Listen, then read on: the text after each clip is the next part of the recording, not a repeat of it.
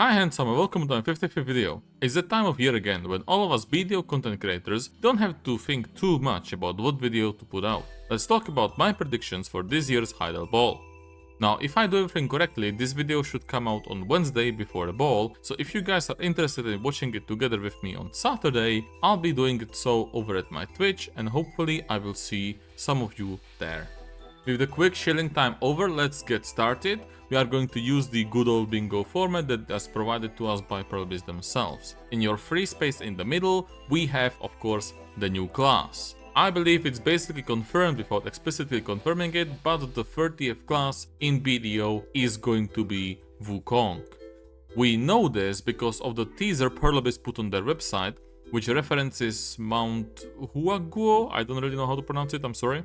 Which you probably know if you play the Wukong game, but it originates from the novel Journey to the West, which gave rise to the Wukong mythology and is the place canonically where Sun Wukong was born from stone.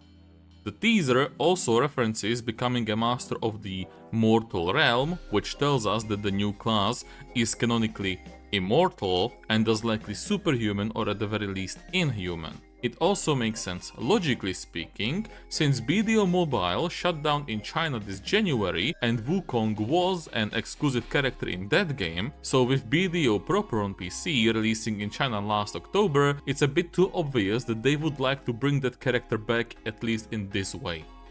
Let's continue with another thing that will 100% get mentioned, and that's Demon Land. My prediction is that the region will release this summer, likely around August in Korea, which means that we should expect it anywhere from September to November in the rest of the world.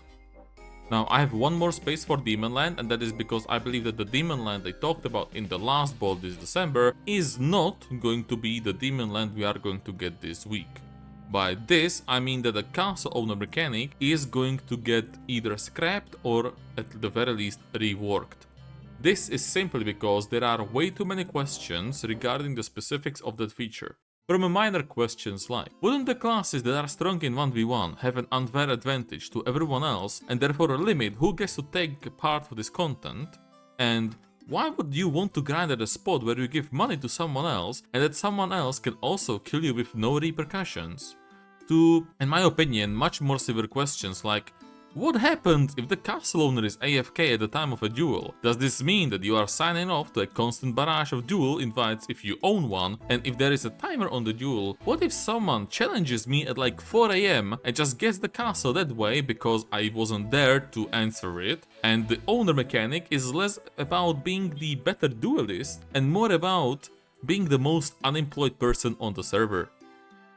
And also, who is this even for? Why are we building an entire expansion focused on only the people who like open world PvP, but only in a 1v1 context, who also have a shit ton of gear, who also play this game basically non-stop?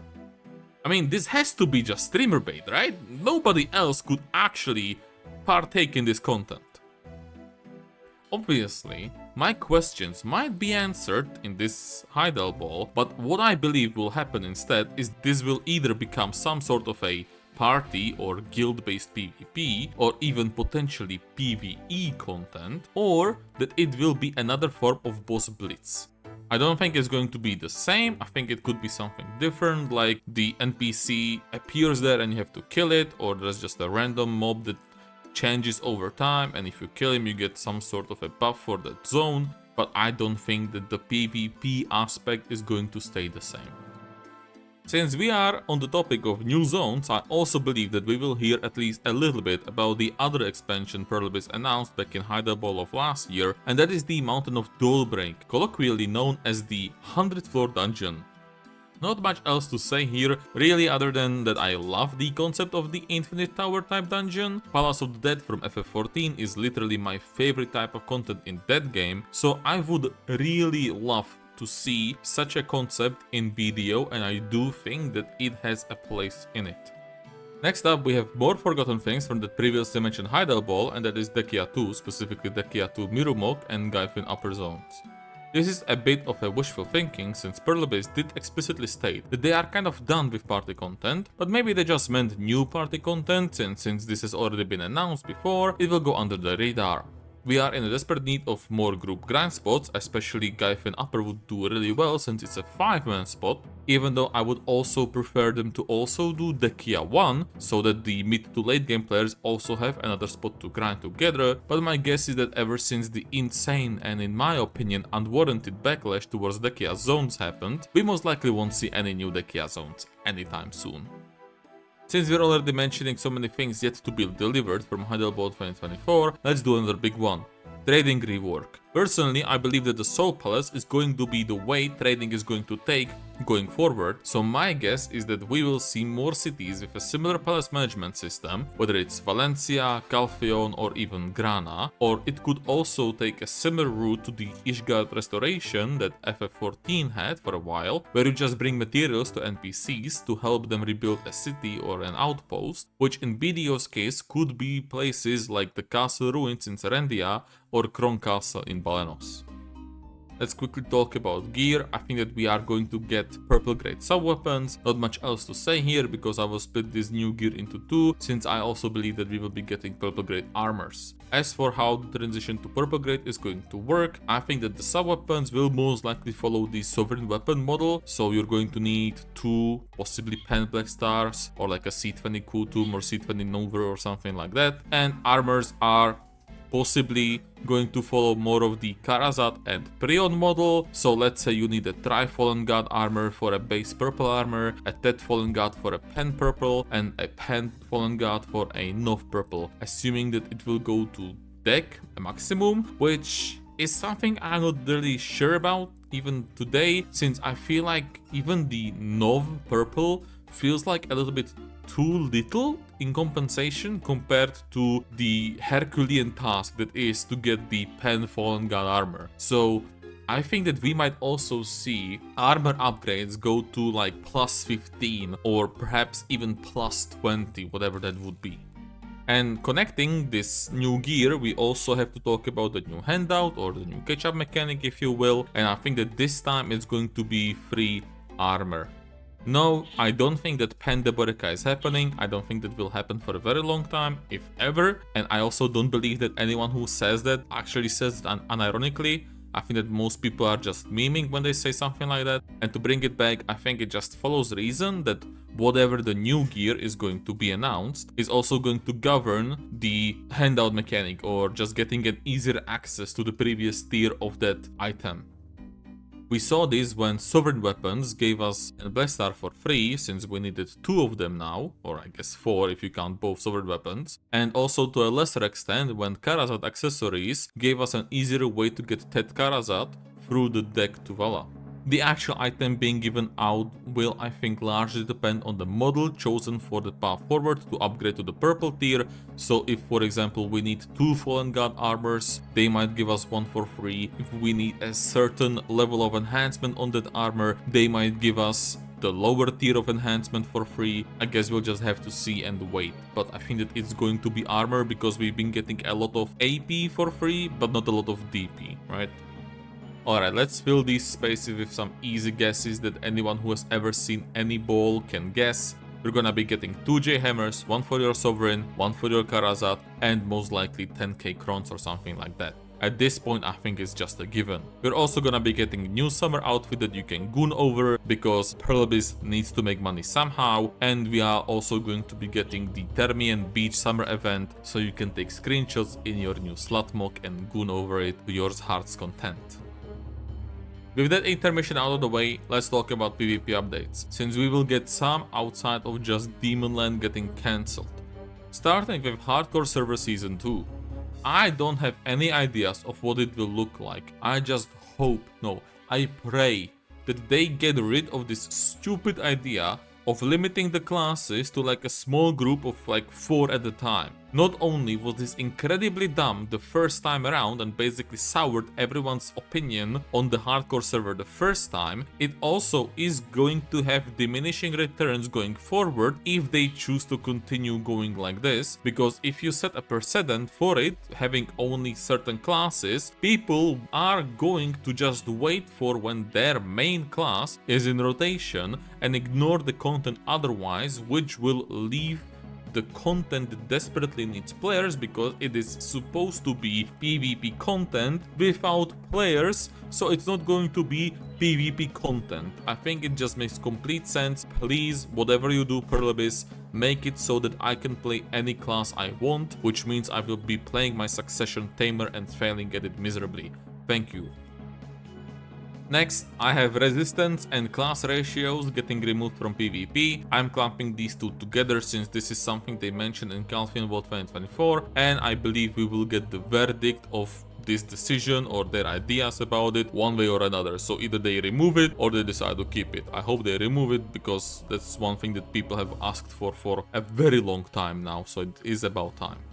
I also have changes to large-scale PvP. Here I am keeping it intentionally vague because, shocker, I don't do large-scale PvP. Could be something small like a rebalance of structures like they have been doing until now, but I think that if Demonland continues being PvP focused, then some sort of large-scale PvP content would do really well for that zone. I know it's not really a change, it's more of a new content, but I think that it's going to be warranted.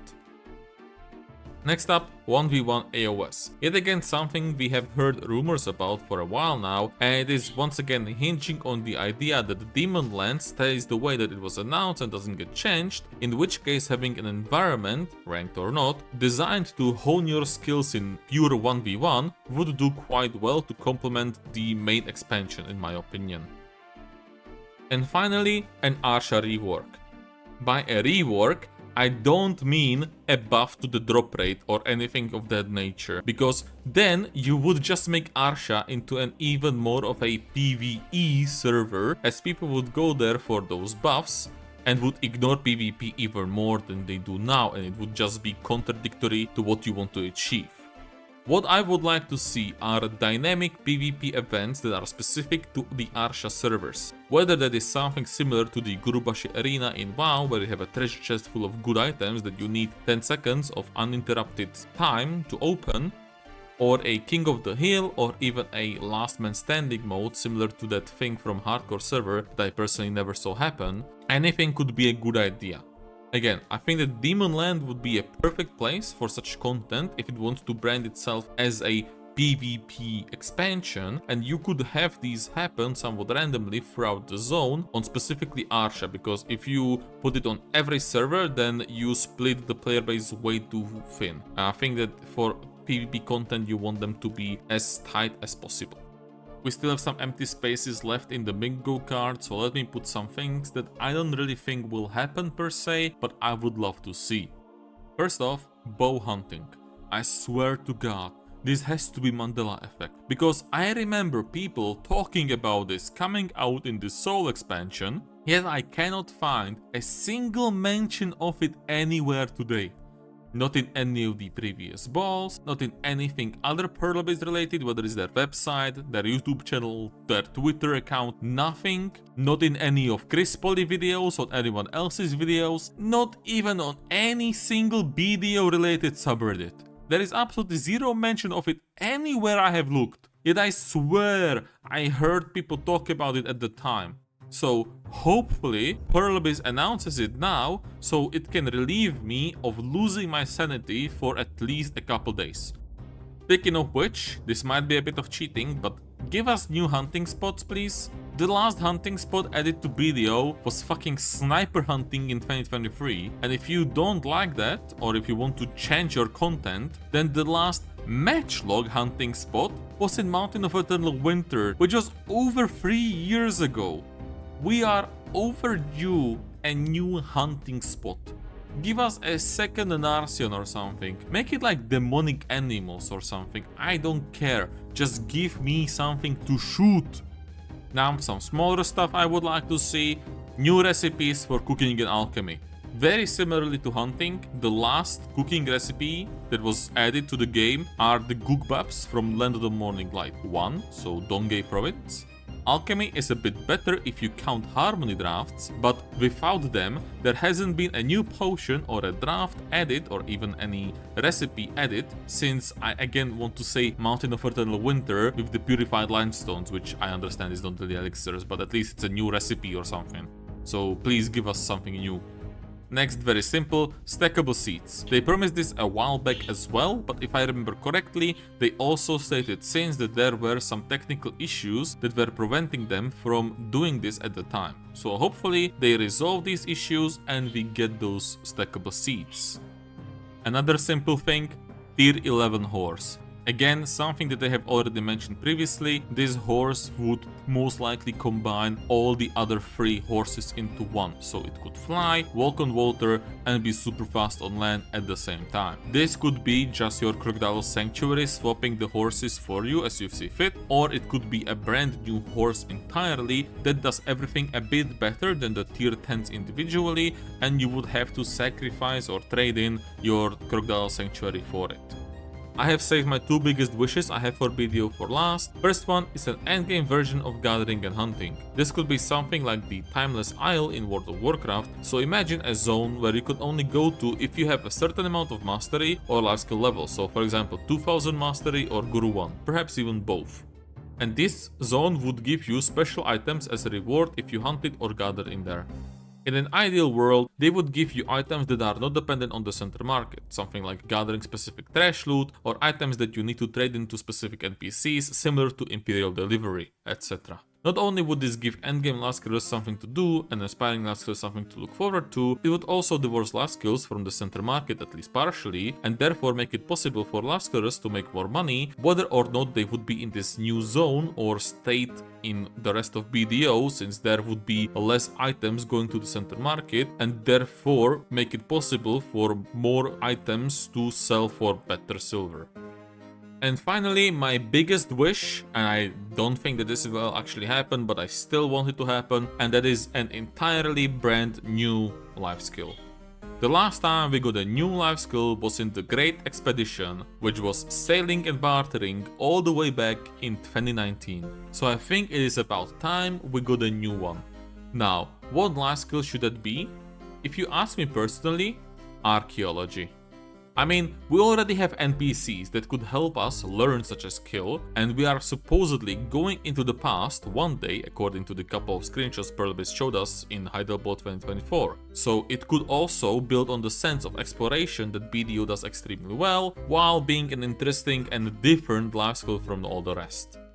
And yeah, those are all my predictions and you could say wishes I have for this Heidel Ball and also the future of the game as a whole. You will notice that there is one space in the bingo missing, and that is because I want you to fill in the last blank for yourselves. I'm sure you also have exciting new ideas about what the game and the ball specifically could give us, so do not hesitate to write them down in the comments down below. Once again, a reminder that I will be there watching the ball live over at my Twitch, so be there or be square. That's all I have for you today, handsome. I hope you enjoyed this video. Do let me know if you like or dislike my bingo card and share your own. Remember to like and subscribe and enjoy your grind.